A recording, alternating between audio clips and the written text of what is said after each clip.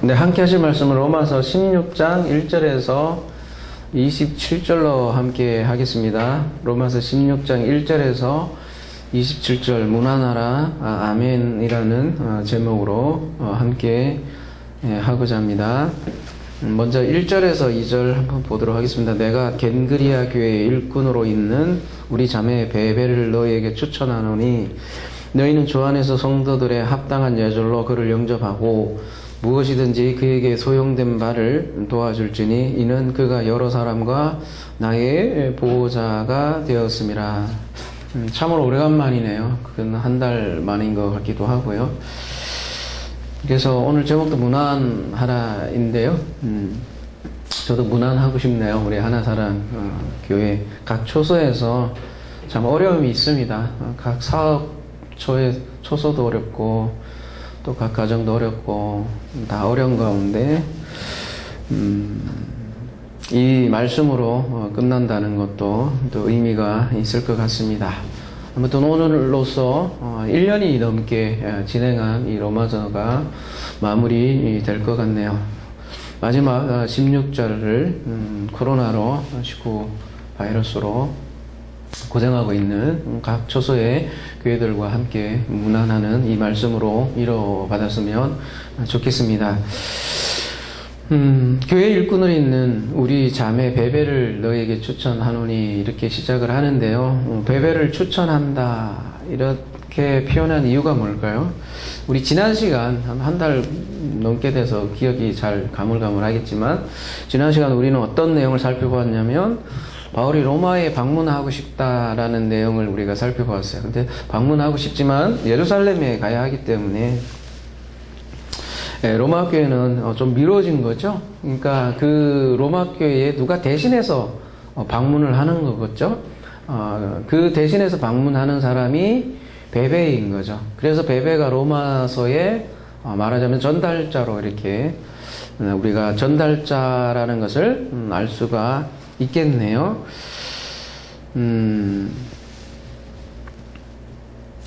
그리고 그가 여러 사람과 나의 보호자가 되었습니다. 베베가요. 베베가 나의 보호자. 원어에 보면 후원자라는 말로 되어 있는데요. 이 당시 헬라 문화권에서 후원자라고 하면 좀 부유한 사람들이 보통은 그 역할을 했다고 해요. 그러니까 바울의 후원자가 베베가 바울의 후원자가 됐다는 것은 바울을 여러 측면에서 도와줬다는 거죠. 그러한 베베를 진짜 로마 교회에 보내는데 뭐라고 되어 있냐면 합당한 예절로 그를 영접을 하고 또 그에게 소용되는 바를 도와줄지니 이렇게 얘기하고 있는데요. 과거에 여행을 하면 지금과 같이 뭐 비자카드 있는 것도 아니고 여러 필요한 부분이 많기 때문에 좀 도와달라 그런 얘기겠죠. 그리고 이제 이어지는 본문이 3절부터 이어지는 무난하라라는 내용으로 길게 이어집니다. 3절 이후에 본문에 등장하는 그리스도인 이름만 해도 20명이 넘고요.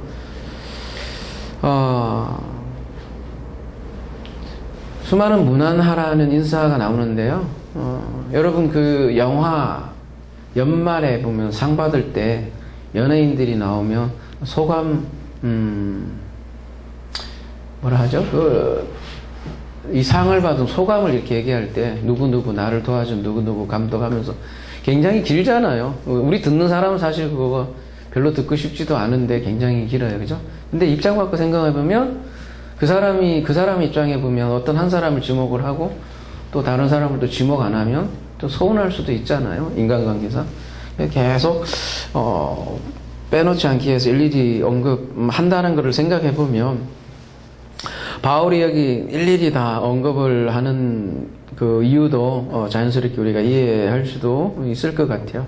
근데 여기에 많이 나오는 인물들 우리가 다 애울 수도 없는 노릇이고 그걸 다 연구하기에도 자료가 부족하고 그러면 이 많은 목록 속에서 우리는 무엇을 배워야 할까? 그 이면을 우리가 오늘 본문을 통해서 배웠으면 좋겠습니다. 그러니까 사람의 이름을 일일이 다 외운다기보다는 말하자면 교회에 대해서 알 수 있는 시간이 될 수 있을 것 같아요. 소위 말하는 초대교회의 이면을 우리가 읽을 수 있을 것 같아요. 오늘 본문에 가장 많이 등장하는 단어가 바로 이 문안이라는 단어인데요. 이 문안이란 무엇일까? 단순한 인사일까? 우리가 한번 생각해 볼 필요가 있을 것 같아요. 3절 4절 너희는 그리스도 예수 안에서 나의 동역자들인 브리스가와 아굴라에게 문안하라. 그들은 내 목숨을 위하여 자기들의 목까지 내놓았나니 나뿐 아니라 이방인의 모든 교회도 그들에게 감사하느니라. 문안하라. 요 단어는 이제 가장 많이 나온 단어니까 한번 볼게요. 아스파조마이라는 단어인데요. 앞에 이게 아가 붙어 있죠. 영어 A를 닮아 있는 이 아는 부정을 뜻하거나 혹은 긍정을 뜻할 때는 연합을 뜻하는 그런 단어예요. 거기에다가 뒤에 단어는 뭐냐면 팔을 접다 이렇게 되어 있는데요. 끌어당기다라는 그런 단어예요. 그러니까 이렇게 안는 거죠. 그래서 연합된다. 끌어안아서 하나가 된다. 그런 뜻이죠. 그러니까 포옹한다는 뜻이 원래 끌어안는 거잖아요. 그죠? 그래서 문안하라는 말은 포옹하라는 말과도 같은데 이게 하나됨의 언어고요. 주 안에서 서로 끌어당겨서 한 몸이 된다. 그런 뜻이에요. 뒤에 가면 거룩한 입맞춤으로 서로 인사하라 그런 말이 있는데요. 단순히 양볼에 입맞추라는 그런 인사일까? 우리가 로마서 14장, 15장을 쭉 길게 봤는데요. 전체적으로 강조한 내용이 뭐냐면 하나됨이거든요. 유대인과 이방인의 하나됨에 대해서 이렇게 길게 얘기를 했는데요. 그런 의미에서 교회는 그리스도 안에서 하나된 가족인 거죠. 그런 그리스도 안에 있는 가족으로서 서로 포옹하라, 문안하라 그런 내용이 아스파조마의 문안이라는 거죠. 단순히 안녕하세요 그런 얘기가 아닌 거예요. 먼저 전제가 돼야 할 것은 가족 개념이 먼저 전제가 깔려 있는 거죠. 오늘 본문에 보면 첫 번째 소개하는 사람이 브리스가와 아굴라네요. 그 가족 중에 첫 번째. 소위 말하는 가정교회 있죠. 교회요, 교회. 여기 로마 교회면 하나의 교회가 아니라, 각 교회가 이렇게 각, 집안에 이렇게 각각 펼쳐져 있었어요. 이렇게 쭉 본문에 보면, 오늘 본문에 보면 총 5교회가 등장을 해요. 첫 번째는 브리스가와 아굴라고요. 두 번째는 아리스토블로 집안. 이름도 참 어려워요. 여러분 애울 건 없고요. 그 다음에 나기수 집안이라고 뒤에 나오고요. 14절에 가면 아순그리도를 비롯한 사람들과 함께하는 가정교회가 등장을 하고요. 15절에 가면 빌롤로고 이렇게 그 가정교회들이 이렇게 등장을 해요. 그러니까 대체적으로 한 5개 정도의 가정교회가 크게 오늘 본문으로만 봐도 보이는데요. 많이 잡아도 가정교회인데 한 20명씩만 모였다고 해도 그 당시에 100명을 넘지는 않는 거죠. 그걸 보면 그죠? 5 가정교회니까 20명씩만 잡아도 많은 것 같아요. 사실 로마 교회가 그렇게 많지는 않았었어요. 이 당시에 보니까. 그리고 특별히 여기 나오는 이름들이 엄청 많아요, 여러분. 많이 보는데 특별히 여성들이 이렇게 많이 등장을 해요. 근데 7절에 특별히 유니아라는 이름이 등장을 하는데요. 안드로니고와 유니아에게 문안하라. 그들은 사도들에게 존중이 여겨지고 이런 표현이 있는데요. 여자예요. 근데 단순히 사도들 사이에 잘 알려졌다라는 그런 뜻이 아니라 유니아와 안도리고를 안다는 것은 그들이 사도라는 얘기예요. 사도. 유니아도 사도였다라는 얘기를 7절에서 하는 거고 그 얘기는 여자도 사도였다라는 거죠. 우리는 12사도만 알고 있는지 모르겠지만 초대교회든 여자들도 사도들이 있었다라는 사실을 로마서에서도 우리가 알 수 있고요. 또 하나는 여기에 나오는 이제 많은 학자들이 연구를 하는 거죠. 많은 이름들이 보면 어떤 사람들이냐면 노예로부터 벗어난 자유인들이 굉장히 많다는 거예요. 그러니까 사회의 주류층이 아니었던 거죠. 로마 교회 교인들이. 오늘 본문을 통해 사람들이 많이 나오는데, 우리 교회, 한번 초대교회를 살짝 엿보자는 그런 측면이죠. 오늘 주로 우리가 나눌 내용들이. 그러면 첫 번째, 여자들이 많이 언급이 되어 있고요. 남성이주의 사회였잖아요. 근데 계속해서 여자 이름들이 많이 등장하고, 두 번째로 남자들도 노예 출신인 자유인들이 굉장히 많이 등장을 하더라는 거죠.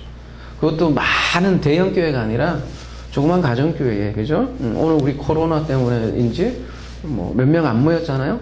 이렇게 작은 모임들의 곳곳에 이렇게 있었던 거죠.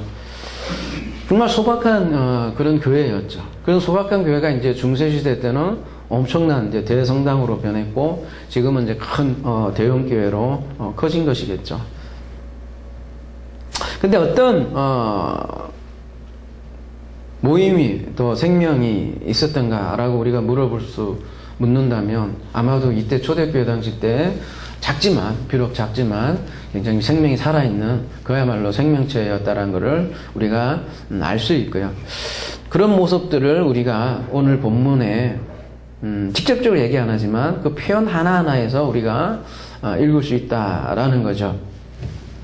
제일 첫 번째로 언급된 제가 발음 잘 안 되네, 항상. 브리스가와 아굴라 부부예요. 근데 아마도 바울에게 가장 많은 도움을 줬던 모양이에요. 그래서 첫 번째 언급되는데요.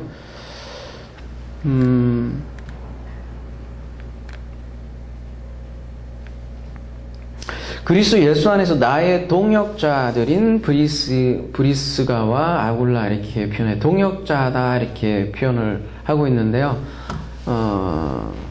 함께 일하다라는 뜻이에요. 그러니까 함께 일하는 자, 함께 일했어요, 이 부부가. 원래 이 고린도에서 만난 사람인데요. 원래 이 부부들은 로마에 살았는데요. 로마 황제 글라우디우스가 추방 명령 때문에 로마를 떠나서 고린도에서 살고 있었을 때 바울을 만났고, 그때 함께 일했다는 거죠. 함께 일했다는 건 뭘 함께 일했을까요? 직업적으로도 함께 일했다는 거예요. 그 직업이 뭐였냐면 텐트 메이커라고 해요. 그러니까 장막을 만드는 일을 했잖아요. 그러니까 사도 바울도 장막 만드는 일을 평소에 하고, 또 한편으로는 복음도 전했던 거죠. 우리 지금 초대교회 모습을 대략 본다고 그랬잖아요, 그죠? 복음을 전하는 자가 꼭 복음만 전한 것은 아니었다라는 걸 우리가 알 수 있죠. 그러니까 사도 바울은 장막을 만드는 일을 브리스가 부부와 함께 한 거죠. 지금은 목사들이 예를 들어서 직업을 가지지 않는 것을 교회 정치에서 정하고 있잖아요, 그죠? 그래서 직업을 가지면 큰일 난 것처럼 얘기하지만 사실은 초대교회 모습 보면 목사들이 일을 했다는 거죠. 근데 저 의미심장한 것도 있는 게, 바울이 텐트 메이커였다라는 것만 봐도 되게 의미심장한 것 같아요. 텐트를 만들었는데, 물리적으로도 텐트를 만들었는데 영적으로도 장막을 만드는 일 아닙니까? 성전을 만드는 일이니까요, 그렇죠? 그러한 일에 이 부부가 함께 일했다는 거죠. 함께 일했다라는 거죠.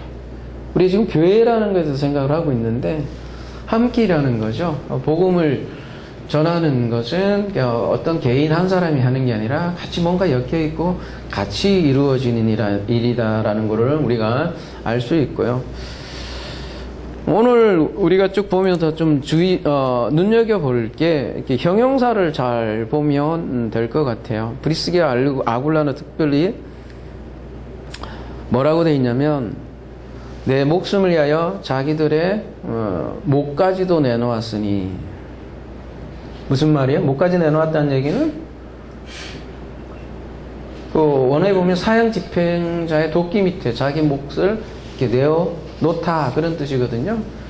그만큼 바울의 생명을 구하기 위해서 굉장한 이음을 함께 겪었다라는 그런 얘기잖아요, 그죠? 말하자면 동고동락이죠. 제가 형사를 좀 막 쭉 적어볼까요?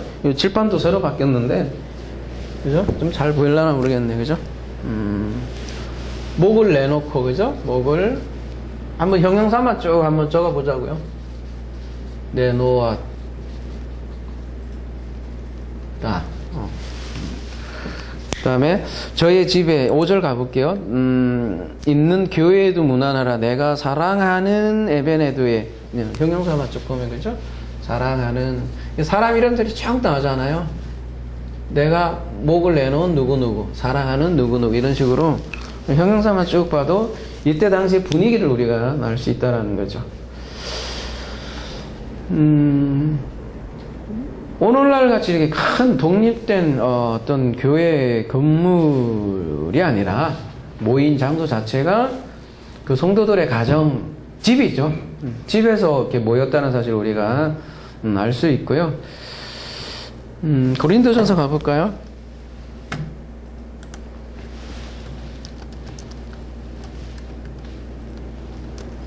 아시아의 교회들이 너희에게 무난하고 여기 보면 아굴라와 브리스가와 그 집에 있는 교회 이렇게 표현하죠. 그죠? 가 주 안에서 너희에게 간절히 무난하고. 골로새서 4장 15절 가볼게요. 라오디게아에 있는 형제들과 눈바와 그 여자의 집에 있는 교회에 무난하고 이렇게. 그렇다면 지금도 충분히 가능성이 있는 거죠. 뭐가요? 집에 있는 교회가 가능을 하다라는 거죠. 여러 가지 요즘은 이제 뭐 프라이버시도 있고 불편한 게 있어서 그러기 힘들지 몰라도 아무튼 초대교회 때는 그렇게 집에서 모였다는 사실은 분명한 거죠. 그래서 여러분이 잘 알고 있는 마가의 다락방도 사실은 교회 대표적인 교회였다는 거예요. 가정교회. 네, 사도행전 16절에 보면 빌립보에 있는 누르디아의 집 굉장히 많아요. 보면 골로새서 4장 15절에도 보면 눈바의 집, 오늘 우리가 지금 보고 있는 이런 집들이 다 교회였다는 거죠. 그럼 그 당시에는 집에서 모였었고 사제도 없었던 거예요. 그럼 보면 로마 교회도 심지어는 사도도 없었잖아요. 그죠? 사도 바울하고 이렇게 떨어져 있었잖아요. 이렇게 문화는 인사하는 거 보면 사도도 없었고 사제도 없었고 그리고 그때 예배라는 것도 어떤 형식이라기보다는 떡을 나누고 소박하게요. 포도주 잔을 나누는 그런 모임이었다는 사실이죠. 그 당시 굉장히 소박한 예배로 함께 한 거죠. 오늘날 우리 교회는 어떤가 이렇게 비교해 보면 참 우리가 대략 이렇게 뭐라고 해야 되나요? 비교가 된다는 거죠. 이렇게까지 커질 필요가 있을까라는 질문을 늘 하게 되고 또 이렇게 형식적이고 제의적일 필요가 있을까? 많은 사람들이 초대교회로 돌아가자 하지만 사실 그 모습을 보면 그렇게 지금처럼 이렇게 형식적이지 않았다라는 얘기죠.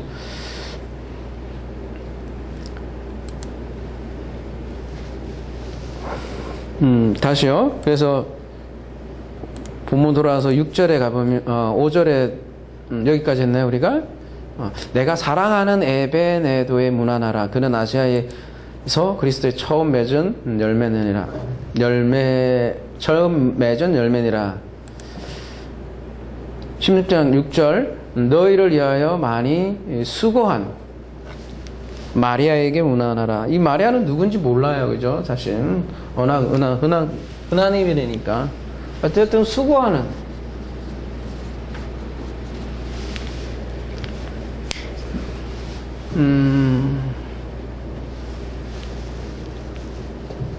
이게 헬라어 보면 여러분 그냥 재미있어요. 그냥 어감이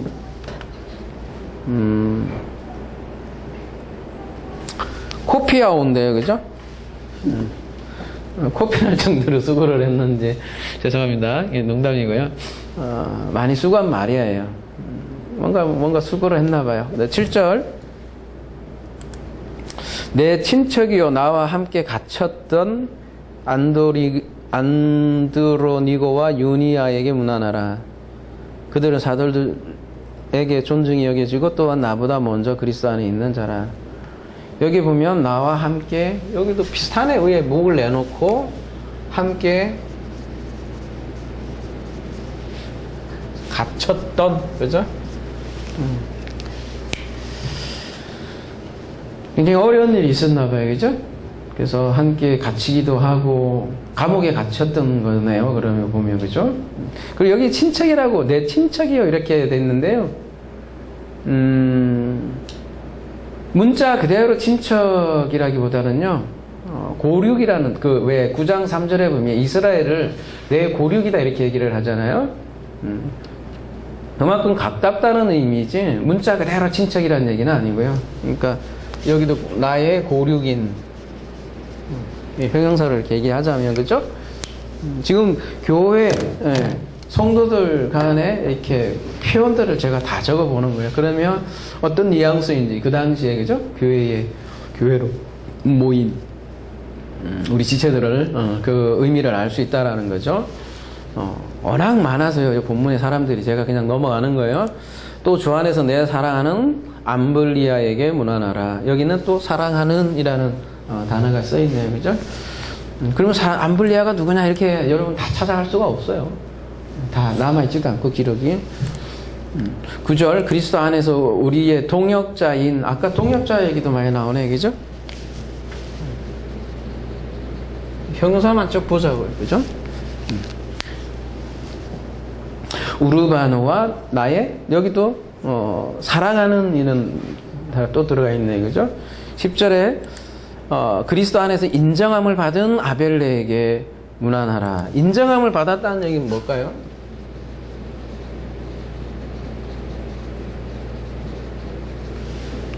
오늘은 도끼마조인데요. 그죠? 도끼몬. 도끼마조로 하면 이게 이제 이해가 되겠네요. 그죠? 인정함을 받았다는 건 뭔가, 이게 재련 용어라고 그랬죠? 금을 만들 때 뭐를 이렇게 녹여서 만들어낼 때 쓰는 단어라고 그랬죠? 그러니까 뭔가 불순물을 제거하기 위해서, 재련을 하는 거잖아요? 녹이는 거잖아요? 그래서 이거는 이제 시험을 통해서 뭔가 확정되는 도끼마조 개념 우리 배웠었잖아요. 그죠? 그러니까 그 얘기는 이 아벨레에게 엄청난 시련이 있었다라는 얘기죠. 이것도 그런 언어예요. 그죠? 시련이 많았던. 그러니까 이게 전부 다 시련도 많고 수고도 많고 그죠? 그런 다 성도들이네. 가만히 보니 그죠? 내 친척 여기도 같은 아까 고력이랑 같은 어감이고요. 그죠? 헤로디온에게 문안하라. 나기스의 가족 중 주 안에 있는 자들에게 문안하라. 이건 또 이게 가정교회 개념이에요. 그죠? 나기스의 가족 중 주 안에서 수고한 단어가 또 나오네. 그죠? 두루베나와 두루보사에게 문안하라. 우리 이 이름을 다 외울 수는 없잖아요. 그죠? 주 안에서 많이 수고하고 사랑하는 버시에게 문안하라. 또 나왔던 단어니까 넘어갈게요. 13절 주 안에서 택하심을 입은 루포와 그의 어머니에게 문안하라. 그의 어머니는 곧 내 어머니라. 이 루포는 좀 눈에 띄네요. 어디서 많이 들어본 인물이네요. 어디서요? 그렇죠. 십자가 사건 때 마가복음 15장에 보면 그 십자가를 대신 진 사람이 등장을 하죠. 구레네 사람 시몬의 아들이다 이렇게 표현을 하고 있어요. 그죠? 근데 그 택하심을 입은 루포라고 이렇게 돼 있네요. 그죠? 이렇게 얘기하는 거 보니까 그 로마에 있는 이미 그 성도들은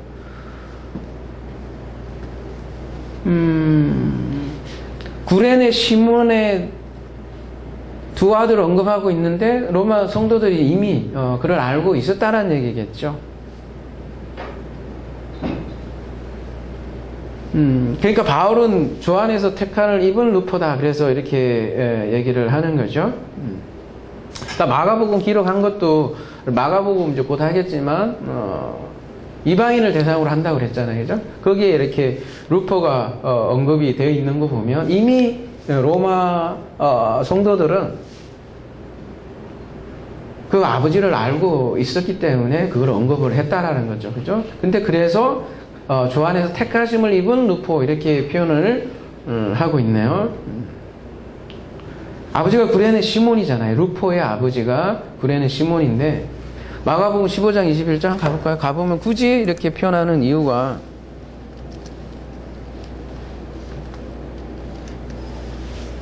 루포의 아버지인 구레네 사람 시몬은 이런 얘기를 왜 하겠어요? 그죠?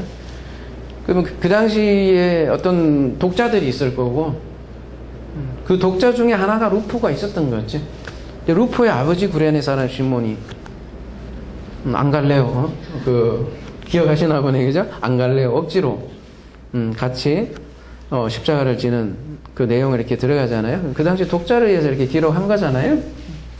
근데 이제 자세한 이면이 나오진 않죠. 그 루포라는 어떤 개인의 뭐라고 해야 되나요? 신앙사? 자세한 건 안 나오지만 아버지가 그런 십자가 사건을 경험을 하고 또 그로 인해서 택함을 입었다 이렇게 하는 거 보면 그 아버지 아들 루포가 어떤 그런 계기로 인해서 신앙을 갖게 되었다는 거죠. 여러분, 루포라는 인물이 그냥 갑자기 뭐 기독교인이 됐겠어요? 여러분도 그렇잖아요. 그냥 하루아침에 이렇게 기독교인 되는 거 아니잖아요. 수많은 사건도 있고, 막 뭐가 있으니까 이렇게 어떤 사건이 생기고 그러면서 우리가 신앙이라는 걸 갖게 되지 않습니까? 근데 루포는 특별히 그 아버지와 연관을 해서 택함을 입은 그런 인물로 이렇게 우리가 알 수 있어요. 우리가 이렇게 여기는 그래서 택함을 입은 보면 목을 내놔요, 그죠? 수고해요, 함께 갇혀요, 뭐 함께 그리고 동역해요. 뭐 말이 동역이지 얼마나 고생했겠어요, 그죠? 또 시험을 받는 것도 시험을 받고 어려움, 시련 이런 개념이 다 담겨 있다 그랬잖아요, 그죠? 택함을 입은 것도 그냥 택함을 입은 게 아니라 되게 뭔가 이렇게 막 애절함이 다 있죠. 그죠? 그리고 그의 어머니는 곧 내 어머니라. 뭐, 루포의 엄마가 그 사도 바울의 엄마라는 얘기는 아니잖아요. 문자적으로. 심지어는 이제 어머니까지도 표현을 하고요. 그죠? 친어머니란 얘기는 아니고, 그만큼 친근한 용어로 쓰는 거죠. 그리고 관계가 아마 있었겠죠. 루프의 어머니와 관계가 있기 때문에 그의 어머니가 내 어머니다 이렇게 얘기를 하는 거죠. 그러고 보면 우리 교회라는 게 그냥 단순히 모임은 아닌 거죠. 뭔가 관계가 있는 거죠. 뭔가 교제도 있는 거고요. 그죠? 함께 고난을 받는 그런 공동체이기도 하고요. 14절 아순 그리도와 아이고 이름도 어려워요. 그죠? 블레곤과 호메와 바드로바와 호마와 및 그들과 함께 있는 형제들에게 문안하라. 아까 이게 다 교회, 그들과 함께 있는 형제들, 이게 다 교회라고 했어요. 그래서, 그죠? 빌롤로와 율리아와 또 네레오와 그의 자매와 올름바와 그들과 함께 있는 모든 성도에게 문안하라. 이게 다 로마 교회 성도들인데 그 성도들이 이제 문안한다는 얘기죠. 이게 다 각 집에, 가정에 퍼져 있는 그런 교회들을 얘기를 하는 거예요. 16절. 너희가 거룩하게 입맞춤으로 서로 문안하라. 그리스도의 모든 교회가 다 너희에게 문안하노라. 이제, 그리스도의 모든 교회가 다 로마 교회에게 문안한다고 이렇게 얘기를 하고 있네요. 거룩한 입맞춤으로 서로 문안하라. 입맞춤으로 번역되어 있는데요. 필레마에서 온다는데요. 이게 벌써 16절로 넘어갔네. 워낙 이름이 많이 나와서. 근데 이게 필로스에서 온 말이에요. 필레마, 필레오, 필레오, 사랑하다라는 말에서 나온 건데요. 사랑 개념이 담겨 있죠. 그래서 입맞춤도 뭐 사랑이 있어야 입맞춤 하는 거지, 그죠? 배기 싫으면 하겠어요, 그죠? 사랑의 언어가 듬뿍 담겨 있는 언어가 입맞춤이라는 거죠. 그러니까 하나 된 언어죠. 이것도 마찬가지로. 그래서 사랑으로 서로 문안하라. 하나로 연합하라. 다 이런 얘기고요. 그래서 앞에 특별히 그리스도의라는 걸 강조하겠죠. 그리스도의 모든 교회가 다 너희들에게 문안한다. 이렇게 하는 거죠. 그러니까 문안한다라는 거는 어때요? 단순히 안녕하세요. 그 정도가 아닌 거네. 그죠? 연합과 사랑이 담겨 있는 언어라는 거죠. 그냥 모든 교회가 아니라 그래서 그리스도의 모든 교회가 다 너희에게 무난합니다. 이렇게 얘기를 하고 있어요. 그 얘기는 뭐냐면 서로 뭔가 끈적끈적한 서로 하나 되어 있는 전부 다 그리스도의 몸으로서 서로 인사하고 무난하고 포옹하고 그런다는 거죠. 지체로서 하나로 엮여 있는 서로 연합하고 하나 되어 있는 그런 용어들이 전부 다 지금 무난이다, 입맞춤이다 이런 언어로 얘기를 하는 거죠. 이게 연합이에요, 연합. 근데 그와 반대되는 거에 대해서 이제 17절에는 또 등장을 하고 있네요. 이렇게 연합을 깨는 뭔가가 일어난다는 거죠. 형제들아 내가 너희를 권하노니 너희가 배운 교훈을 거슬러 분쟁을 일으키거나 거치게 하는 자들을 살피고 그들에게서 떠나라. 거치게 하는 자들을 살피고 이렇게 얘기를 하고 있는데요. 살핀다는 거는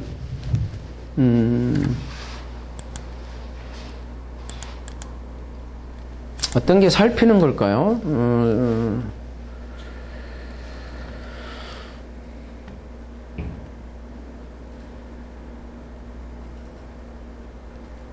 17절이죠.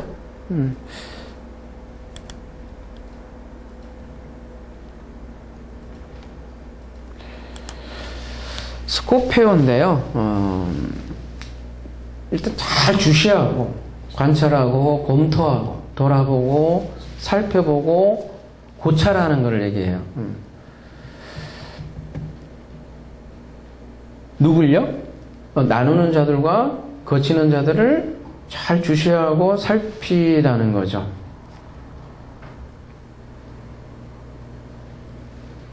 나누는 자들이요. 걸려 넘어지게 하는 자들을 잘 주시하고 살펴보고 고찰하라는 거죠. 뭘요? 무엇을 나누고 걸려 넘어지게 한대요? 앞에 보면 너희가 배운 교훈을 거슬러 분쟁을 일으키거나 거치게 하는 자들을 살피고, 그러면 너희가 배운 교훈, 디다케라는 게 있을 거 아니에요, 그죠? 그 배운 교훈과 분쟁이라고 돼 있는데요. 이게 틈이에요. 분열을 일으키는데 그냥 막 서로 단순히 싸우는 문제가 아니라 뭔가 교훈에 대해서 다른 교훈, 다른 가르침으로 서로 틈을 만들고 갈라지게 만드는 거를 얘기하는 거죠. 그런 거를 잘 살피고 그들에게서 떠나라. 어떤 자들을 얘기하는 걸까요? 그러니까 걸려 넘어지게 하고 다른 가르침으로 인해서 분쟁을 일으키고 틈을 내게 한다라는 거잖아요. 로마서 이제 우리가 처음부터 끝까지 다 배웠으니까 이제 마무리하는 단계니까, 로마서가 뭐예요? 하나님의 의에 대해서 이렇게 얘기를 하고 있잖아요. 그러니까 하나님의 의에 대해서 왜 이렇게 얘기를 하겠어요? 우리 이제 계시록에서도 했지만 자기의 누가 이렇게 조용히 얘기하셨지만 가장 큰 요한계시록에 보면 적대, 그러니까 초대교회 가장 어려움이 어디에 있었냐면은 이방인도 아니고 함께 있던 유대주의죠. 말하자면 율법주의라고도 이렇게 할 수 있을 것 같아요, 그렇죠? 그러니까 그 율법주의에 반대해서 이제 하나님의 의를 계속해서 강조를 했죠. 그러면 그 하나님의 의를 계속해서 강조하면 또 어떤 질문이 하나가 등장하죠? 그러면 율법이 필요 없단 말입니까? 이렇게 얘기를 하는 거네요, 그죠? 그러면 그거를 뭐라고 하냐면, 하나는 율법주의고, 그죠? 하나는 이거에 반대돼서 무율법주의가 등장을 하잖아요. 이 둘 중에 하나라고 봐도 과언이 아니에요. 여기 대적은요, 진리를 방해하는 대적은 둘 중에 하나라고 봐도 되는데요. 율법주의는 뭐냐면, 무율법주의를 먼저 한번 생각해 봅시다. 우리가 영육 이런 얘기를 하잖아요.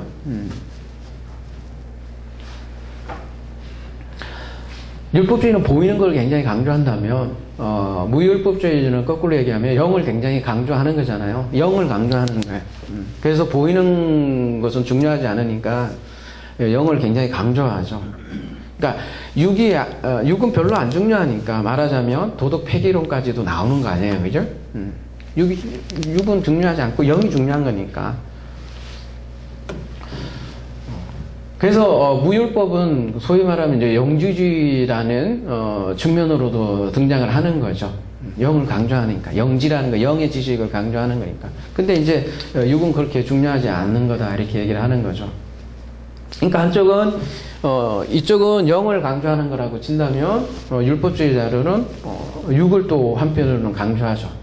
그러니까 똑같은 교회의 이름을 두고 육을 강조하니까 어떻게 돼요? 육적인 것을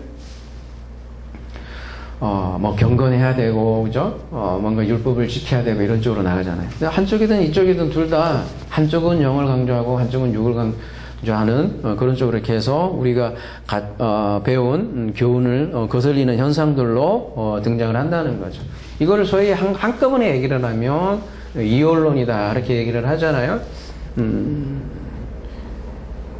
서구의 모든 철학은 플라톤에서 나왔다고 그런 얘기도 하잖아요, 그죠? 근데 플라톤의 대표적인 사상이 바로 이 이원론 아닙니까? 그리고 그 서구의 영향을 받아서 플라톤의 영향을 받아서인지 서구의 교회도 다 그렇잖아요. 우리가 뭔가를 열심히 경건을 추구하면 천국 간다. 그렇게 많이들 생각을 하잖아요, 그죠?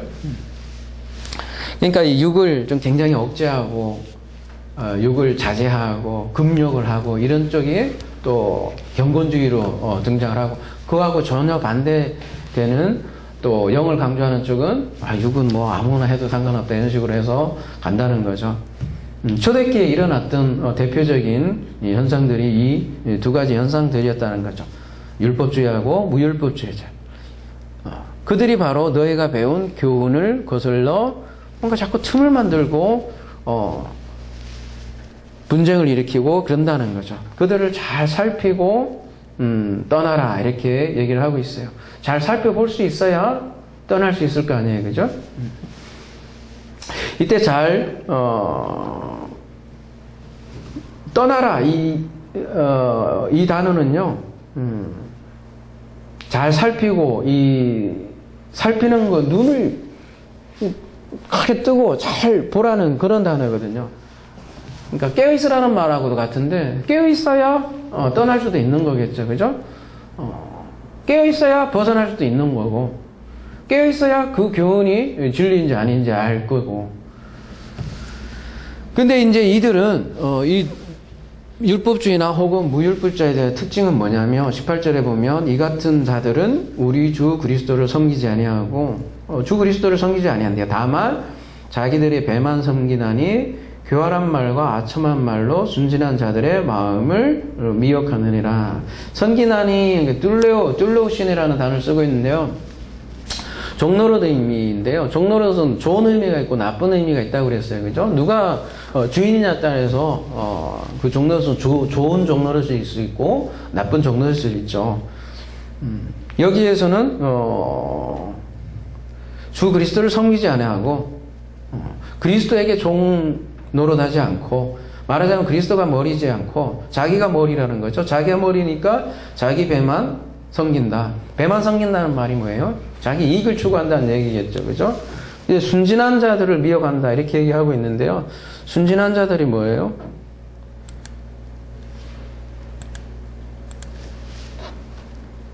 멍청한 사람들? 아니면 이게 순진한 사람이 누굴까요? 이것도 아가 붙어 있는데 카코스 악이에요, 그죠? 에다가 아가 붙어 있으니까 악과 반대되는 아까 이게 걸려 넘어진다고 하는데 죄 없는 그런 얘기하고도 같은데 악 없는 죄에 빠지게 한다는 거죠. 그 사람들이 그죠? 자기 배를 채우고 그리고 미혹하고 완전히 속이고 그런다는 거죠. 뭘로요?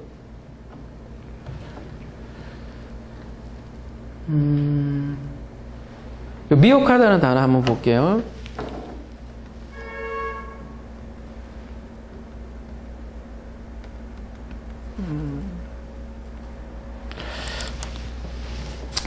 크레스톨로기아라는 단어를 쓰고 있는데요. 여기 개역은 공교 말이 좀 어렵네요, 그죠? 개역 개정은 뭐라고 되어 있어요? 교활한 말이라고 되어 있네요, 그죠? 공교한 말. 원래 이 뜻은 뭐냐면 밑에 보시면 이게 유창한 연설이라고 되어 있네요, 그죠? 공교란 말이 참 어렵네요, 말이 우리나라 말이, 그죠? 유창한 말 하면 조금 낫네요, 그죠? 굉장히 철학적이고 화려한 언변을 얘기하는 거죠.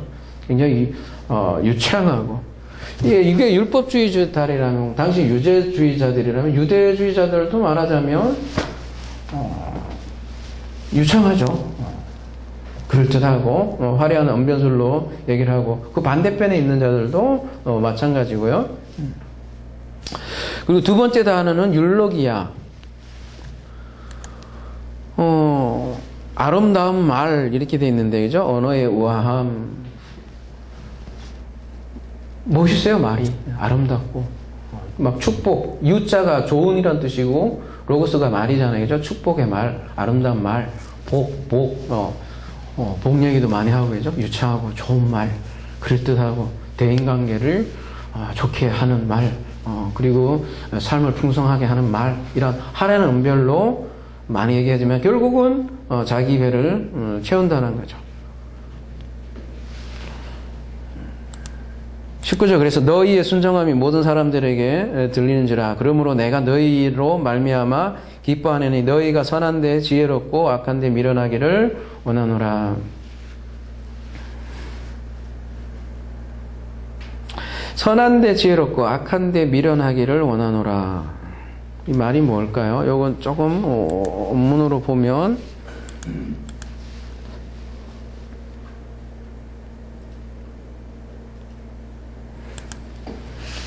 악을 목적으로 미련한다기보다는 여기 보면 썩기지 않는 거를 미련하다 이렇게 얘기하는 거예요. 그러니까 악을 목적으로 악에 썩기지 않고 선한 곳에 지혜롭기를 되기를 원합니다. 이렇게 얘기하는 거죠. 그러니까 미련해지면 안 되죠, 여러분. 그죠? 악한 것에서도 미련하면 안 되지. 근데 섞이지 말라. 그 얘기예요. 그러니까 그런 교짓 교훈과 거짓 가르침과 섞이지 말라. 이렇게 얘기를 하는 거고요. 그래서 16장 20절 평강의 하나님께서 속히 사탄을 너희 발 아래에서 상하게 하시리라. 우리 주 예수의 은혜가 너에게 있을지어다. 평강의 하나님께서 속히 사탄을 너희 발 아래에서 상하게 하시리라. 이때 사탄은 누구를 말하는 걸까요? 루시퍼일까요? 그죠? 갑자기? 그죠? 앞뒤 문맥을 봐서 판단해야겠죠. 그죠? 갑자기 루시퍼, 사탄 이렇게 등장을 할 이유가 없죠. 앞에서 분쟁을 일으키게 하고 넘어지게 하는 자들을 대표 단서로 지금 사탄이라고 하고 있는데 그 사탄을 하나님이 물리칠 것이다. 그래서 앞에 평강의 하나님 이렇게 얘기를 하고 있는데요. 평강이라는 게 전쟁의 개념이잖아요. 전쟁 없는 거니까요. 전쟁에서 이길 때 나오는 표현이에요. 그래서 사탄을 너희 발 아래 상하게 하시리라. 창세기 사실 3장 15절의 울림이기도 하죠. 여자의 후손이 그리스도죠. 여자의 후손인 그리스도가 뱀의 머리를 상하게 할 것이라. 그 말을 빌려서 이렇게 얘기를 하는 거예요. 그때 우리가 뱀은 이제 이미 다루듯이 누구예요? 다른 복음, 다른 예수를 전하는 거짓 선지자를 칭한다고 그랬죠. 그리고 오늘 본문도 앞뒤 구절로 17절, 19절로 이렇게 봐서 거짓 교사들과 관련된 그런 표현이다라고 우리가 알 수 있는 거죠. 그리고 이제 21절 또 문안이 또 나와요. 그죠? 그러니까 연합에 대해서 얘기를 하고 그 연합을 깨는 거에 대해서 경계를 하고 다시 또 문안 인사를 하는데 또 사람들 이름이 나와요. 그죠? 나의 동역자 디모데와 나의 친척 누기오와 야손과 소시바더가 너희에게 문안하느니라. 이제는 그 로마 교회에 있는 사람 말고 바깥에 있는 사람들, 그러니까 교회들이 또 문안하는 거예요. 그죠? 그리고 갑자기 이 편지를 기록하는 나 더디오도 주 안에서 너에게 문안하느라. 더디오가 이렇게 기록을 했나 봐요. 그러고 보면 바울이 직접 기록한 게 아니라 불러주고 썼나 봐요. 그죠? 대필자라고 하죠. 23절 나와 온 교회를 돌보아주는 가이오도 너희에게 문안하고 이성의 재무관 에라스도와 형제 구아도도 너희에게 문안하노라. 24절 없음 되지 왜 이렇게 이거 매너놨을까요? 그죠?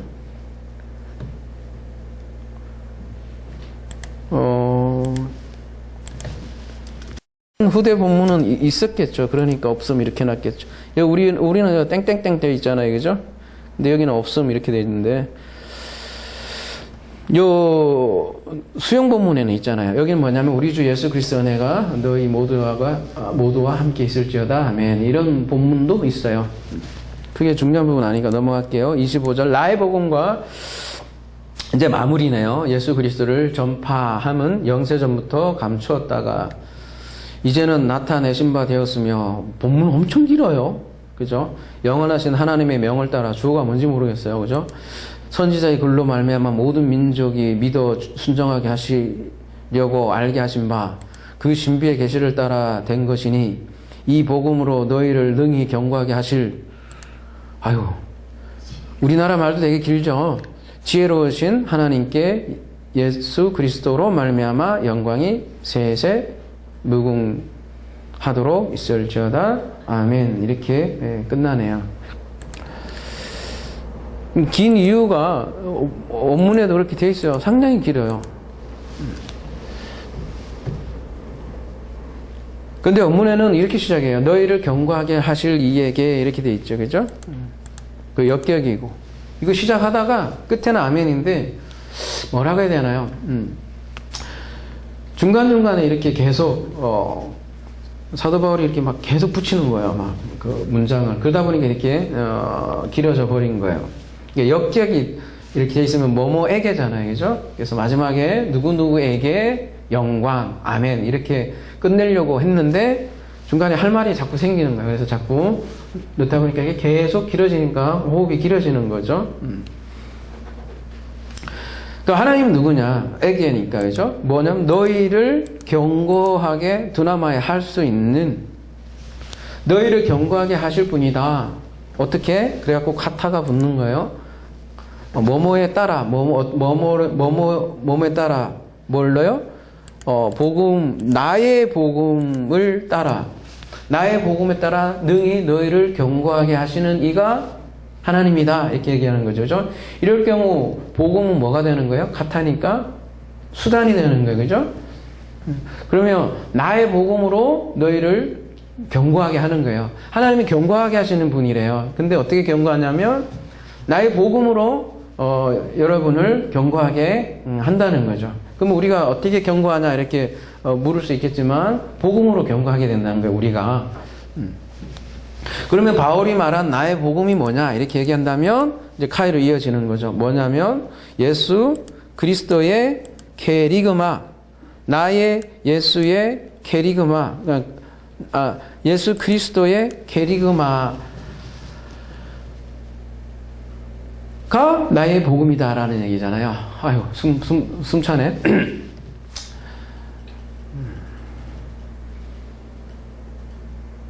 그러니까 네 복음이 뭐냐 이렇게 얘기한다면, 여러분에게 되잖아요. 복음이 뭐냐 이렇게 한다면 예수 그리스도의 케리그마다.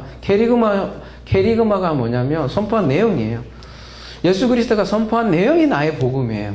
그러면은 예수 그리스도가 또 선포한 케리그마가 뭐냐면 그게 그리스도의 죽음과 부활에 농축되어 있다라는 거죠. 바울은 그걸 전했다고요.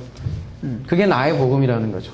그리고 우리 저희 하나사랑의 복음이기도 한 거죠. 그리고 뒤에 이제 카타, 계시에 대해서 얘기를 쭉 나오는데 이 계시에 대해서 설명하는 분사가 3개나 있어요. 그래갖고 계속 또 길어져요. 이 본문이. 그 계시를 얘기하는데 이 계시는 뭐냐? 하나는 감춰져 있다. 두 번째는 나타내어졌다. 세 번째는 알게 했다. 이렇게 세 가지 분사로 이렇게 계속 수식하는 거예요. 이렇게 문장을. 되게 긴 문장이에요. 복잡하고. 그러니까 비밀의 계시에 대해서 이렇게 감춰져 있고 나타나졌고 이제 알게 했다 이렇게 설명을 하고 있는데요. 영세 전부터 감춰졌다 이렇게 표현을 하고 있는데요.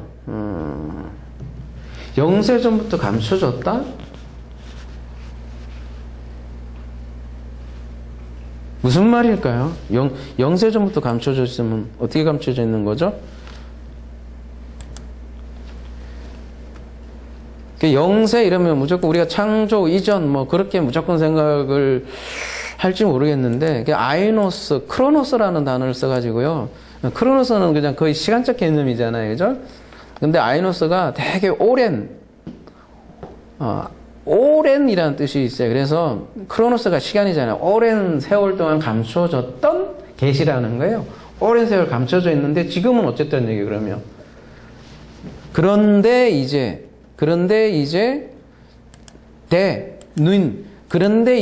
안 감춰졌다는 거잖아요. 이제는 밝히 드러났다는 거죠. 어떻게 밝히 드러났어요? 근데 왜 이런 얘기를 사도 바울이 하냐면 이제 마무리하려고 그래. 마무리하려고 하는데 마무리가 그냥 길어져 버리는 거야. 이게 사실 로마서 1장 때 다 얘기했던 거거든요. 1장 초반부에, 그죠? 그걸 다시 정리하려다 보니까 이게 길어지는데, 이 계시가 오랜 세월 전에는 감춰진 데 나타났는데 어떻게 나타났냐면 선지자들의 글을 통하여 나타났다라는 거예요. 뭘 목적으로? 에이스, 힙하고 피스티스, 믿음의 순종을 목적으로 해서 이것도 믿음의 순종이라는 말도 로마서 사실 1장 앞부분에 나왔던 거거든요. 그리고 모든 민족이 알게 되는 것을 목적으로 선지자를 통하여 감추어진 그 크로노스의 비밀의 계시가 이제 나타났다라는 거예요. 나타났다.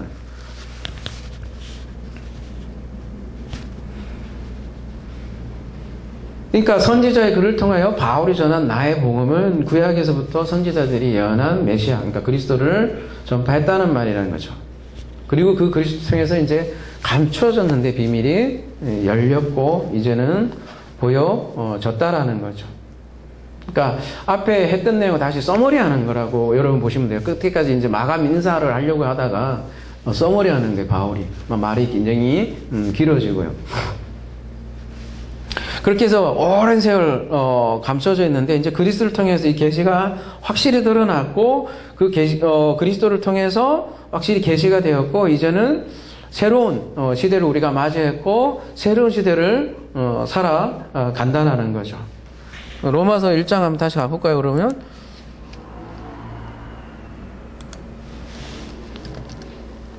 이게 히브리인들의 특징인가 봐요. 앞에서 얘기한 거를 이렇게 뒤에서 이렇게, 그죠? 대꾸 구조로, 키아스틱 구조로 마무리하려고 하는 이 복음은 하나님이 선지자들을 통하여 그의 아들에 관하여 성경에 미리 약속하신 것이라. 복음은 그냥 하늘에서 뚝 떨어지는 게 아니라 우리의 역사 통해서 계속해서 선지자 통해서 얘기되어 왔고 그리고 아들에 관해서 성경에 미리 약속되어 온 거고 그게 실현되는 것이지 갑자기 내가 이렇게 혼자 이렇게 뭐 말하자면 뭐라 해야 되나요? 툭 깨달은 하나의 진리가 아니라는 거죠. 역사 속에서 늘 하나님이 일하는 그 과정 속에서 지금 우리에게 새롭게 열리는 그러한 계시라는 거죠.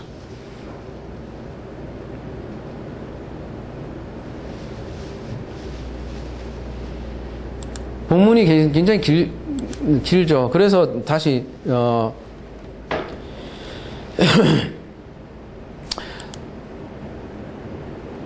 경고케 하실 너희를 경고하게 하실 이고 주어를 보면 알겠죠, 그죠? 그 하나님께 영광인데 그 하나님이 누구냐면은 마지막 절에 보면 여기도 역격이잖아요. 하나님이 두 번의 역격의 하나님이에요. 첫 번째는 경고하게 하실 하나님, 두 번째는 모노스, 이것도 여기 뭐라고 했어요? 지혜로우신 하나님께 있는데 유일한 지혜인 하나님께 영광. 그러니까 이렇게 번역을 하면 좀 더 이해가 되나요? 그러면은 능히 경고케 하실 분, 유일한 지혜의 하나님께 영광. 이렇게 이게 메인 본문이라고 하면 더 이해가 될까요? 유일한 지혜의 하나님 이렇게 얘기를 하고 있네요. 그리고 그냥 끝내려니까 또 그래서인지 사도 바울이 또 디아 예수 그리스도를 또 하나 더 얘기를 하네요. 그죠? 예수 그리스도를 통한 유일한 지혜의 하나님.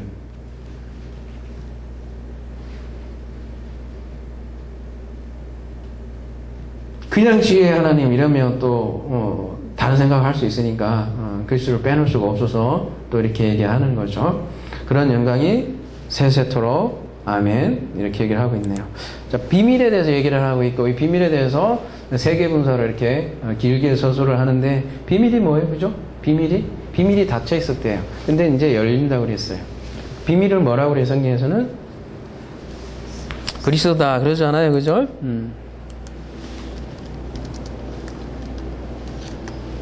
그래서 이 비밀은 골로새 1장 26절 만세와 만세로부터 똑같은 말씀이에요. 그죠? 오늘 로마서 맥락하고 만세와 만대로부터 감추었던 것인데 이제는 그의 성도들에게 나타났고 하나님이 그들로 하여금 이 비밀의 영광이 이방인 가운데서 얼마나 풍성한지를 알게 하려 하심이라. 이 비밀은 너희 안에 계신 그리스도니 곧 영광의 소망이라. 우리가 그를 전파하여 각 사람을 공고하고 모든 지혜로 각 사람을 가르치면 각 사람을 그리스도 안에서 완전한 자로 세우려 함이라.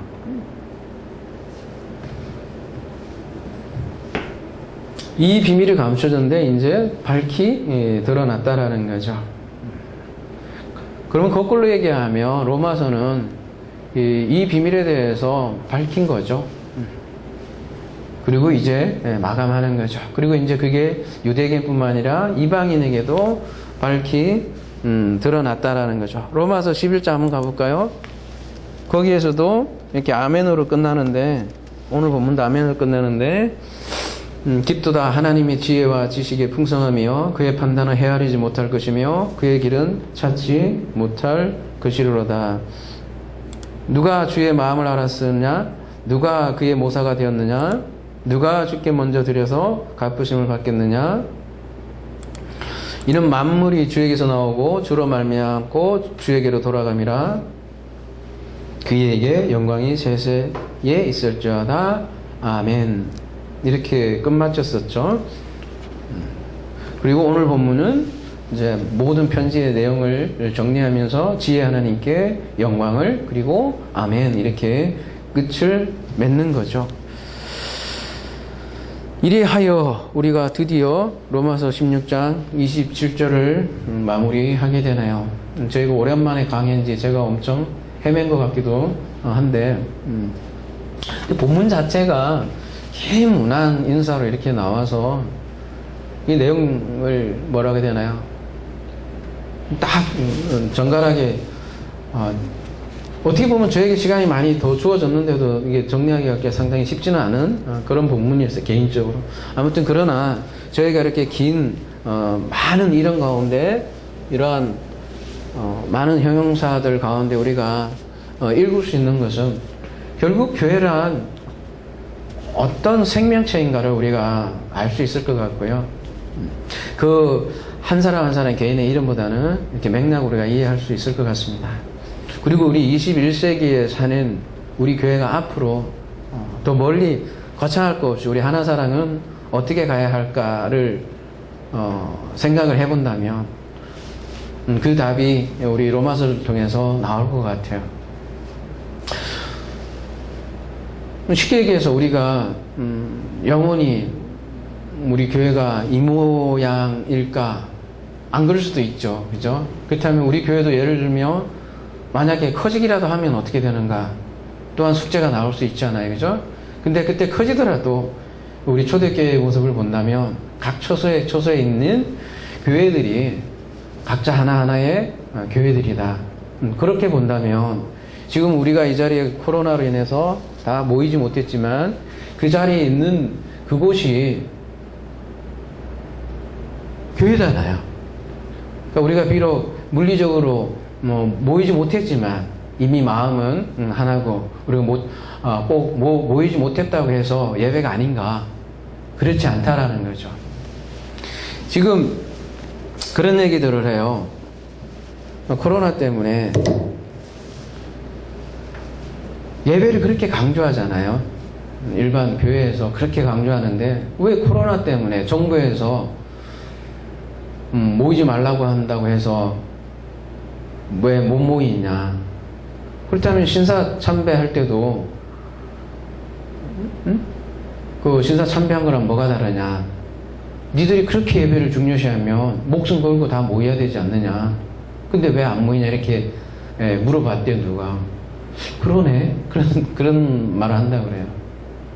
그러나 우리는 이미 예배에 대해서 그렇게 정의를 하지 않고, 우리는 교회에 대해서 이미 그렇게 정리하지 않고, 교회가 각 사람 한 사람인 걸 우리는 이미 알고 있기 때문에 이 어려운 시기에 우리가 모이지 않더라도 이미 여러분 한 사람 한 사람이 교회고, 심지어는 애국에도 이렇게 교회로 우리 함께 하고 있는 지체들이 있다는 사실을 우리는 알고 있고, 앞으로도 굉장히 소박하잖아요. 우리 로마교회 보니까, 그죠? 그리고 우리가 하나사랑이 이렇게 물리적으로 이렇게 크는데 목적이 있는 것이 아니라 각자의 한 사람 한 사람의 이렇게, 그죠?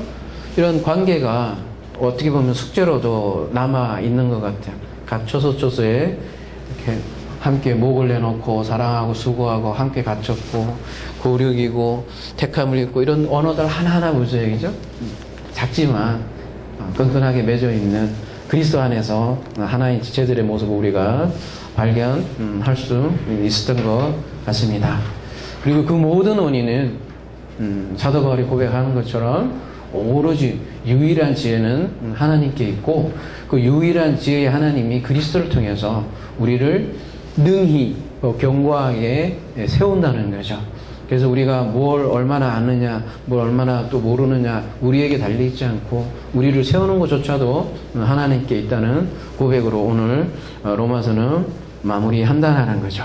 그리고 오늘 로마서 마무리는 결국은 뭘로 마무리하냐면 아멘으로 마무리한다는 거죠.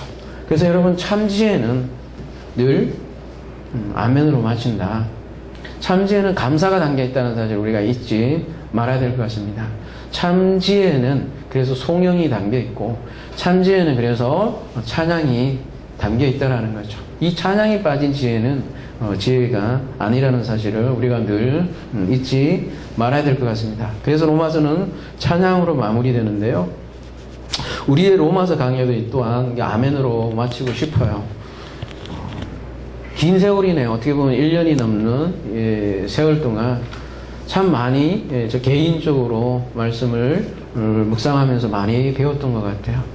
앞부분에서도 많이 은혜를 받았지만 뒷부분에 특별히 하나됨과 또 믿음이 강한 자가 또 약한 자를 어떻게 보아야 하는 것에 있어서 더 많은 것을 배웠고, 또 로마서를 주신 하나님께 너무나 감사하고, 또 우리 하나사랑이 앞으로 또 어떻게 가야 될지 하나의 이정표를 준 것이 또 로마서라고 생각을 합니다.